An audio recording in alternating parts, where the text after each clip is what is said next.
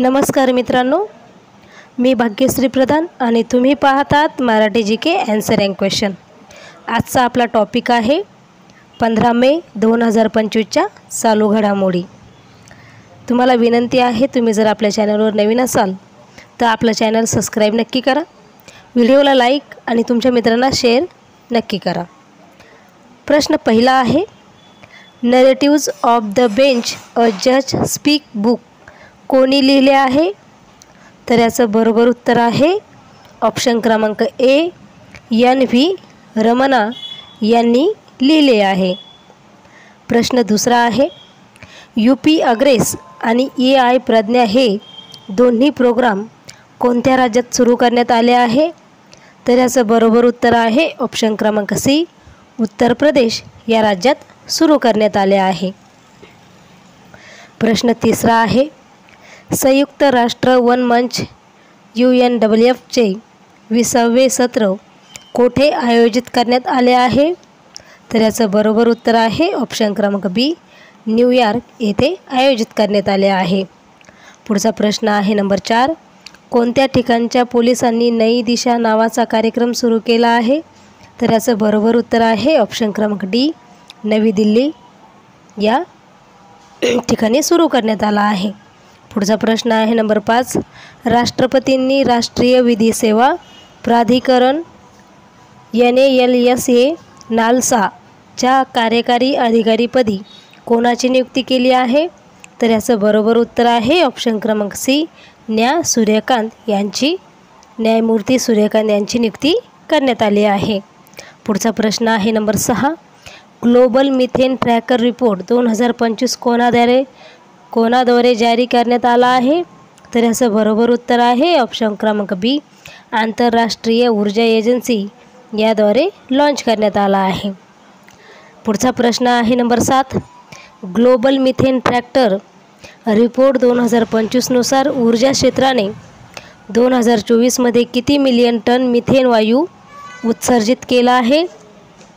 तर याचं बरोबर उत्तर आहे ऑप्शन क्रमांक ए, 145 मिलियन टन मिथेन वायू उत्सर्जित केला आहे। पुढचा प्रश्न आहे नंबर 8, भारतीय इंटरनेट अँड मोबाईल संघाच्या चेअरमनपदी कोणाची नियुक्ती करण्यात आली आहे?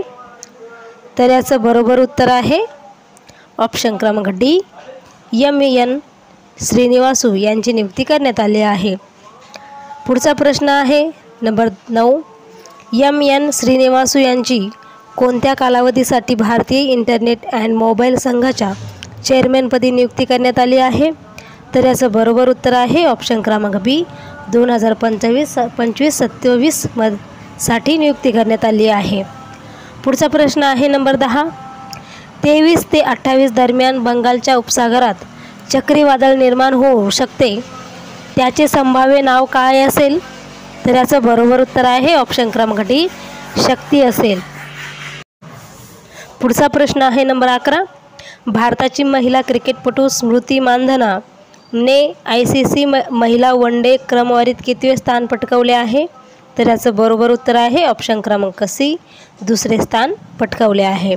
पुढचा प्रश्न आहे नंबर 12, ICC महिला वनडे क्रमवारीत कोणत्या देशाची महिला क्रिकेटपटू लॉरा ओलवार्ड अव्वल स्थानावर आहे? तर याचं बरोबर उत्तर आहे ऑप्शन क्रमांक ए, दक्षिण आफ्रिकेची।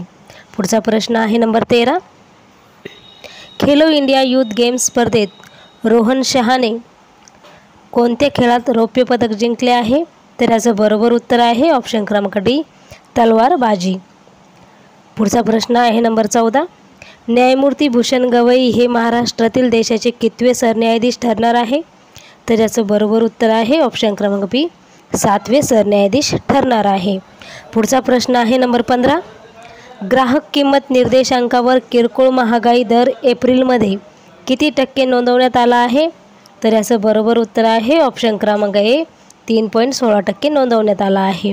पुढचा प्रश्न आहे number 16, Khelo India youth games Rohan Shahane तलवारबाजीमध्ये कोणते पदक जिंकले आहे? तर याचं बरोबर उत्तर आहे ऑप्शन क्रमांक सी, रौप्य पदक जिंकले आहे। पुढचा प्रश्न आहे नंबर 17, UPSCच्या अध्यक्षपदी कोणाची नियुक्ती करण्यात आली आहे? तर याचं बरोबर उत्तर आहे ऑप्शन क्रमांक ए, अजय कुमार यांची नियुक्ती करण्यात आली आहे। पुढचा प्रश्न आहे नंबर 18.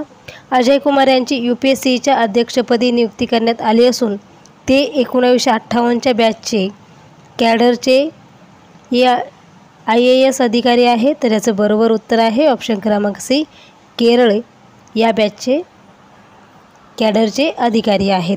पुढचा प्रश्न आहे नंबर 19. जगातील पहिले रोबोटिक AI हॉस्पिटल कोणत्या देशात उघडवण्यात आले आहे?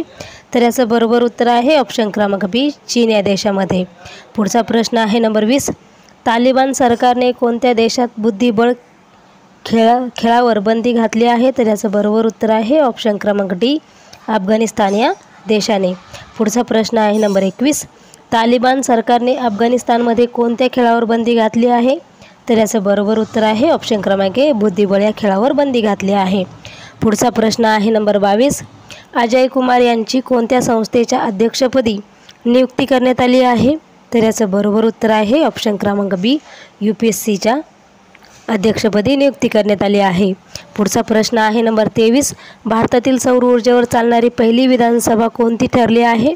तर याचं बरोबर उत्तर आहे ऑप्शन क्रमांक बी, नवी दिल्ली ठरली आहे. पुढचा प्रश्न आहे नंबर 24.